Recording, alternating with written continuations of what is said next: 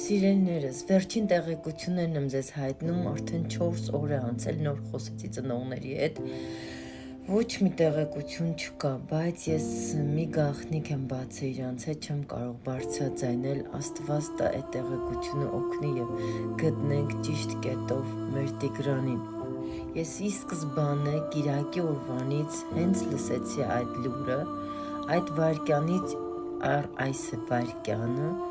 ես տեղեկություններ եմ հավաքում, ճիշտ է լսել եմ, թե կենթանիների վարկածը, որ հնարավոր չի, ոչ մի հետք չի թողել ժողովուրդ ջան, թե ընդհանուր մտածում են մեքենայի շարժ չի եղել, երեխայի ձայն չի եղել, դա բնականաբար մոտիկ մարդու արած է,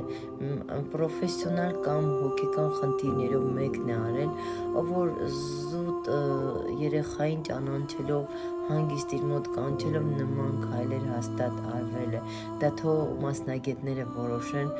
բայց խնդրում եմ վատ մեկնաբանություններ գրողներ, մի արեք նման բան, սա ազգովի ցավ է, միայն պետք է ազգովի աղոթենք եւ կարողանանք հասնենք արդյունքի, չխանգարենք ոչ համակարգի աշխատողներին, ոչ ծնողներին, գոնե հույս տանք, ջերմություն ներշնչենք մարդկանց մեջ, որ մեկ մյուսին շղթայացված տրամադրված կարողանանք անգամ տեսնելով, որ մի երեխային բարուրել են կամ աղջկա պոչիկ են կապել, չգիտեմ, ակնոց են դրել, ստուգեք բոլոր երեխաներ, հենց ձեր քաղաքում, հենց ձեր գյուղում, հենց ձեր մարզում, անգամ Հայաստանում, թե Հայաստանից դուրս, կասկածով նայեք, մինչև գտնեք, որ դա հենց Տիգրանի դեմքն է,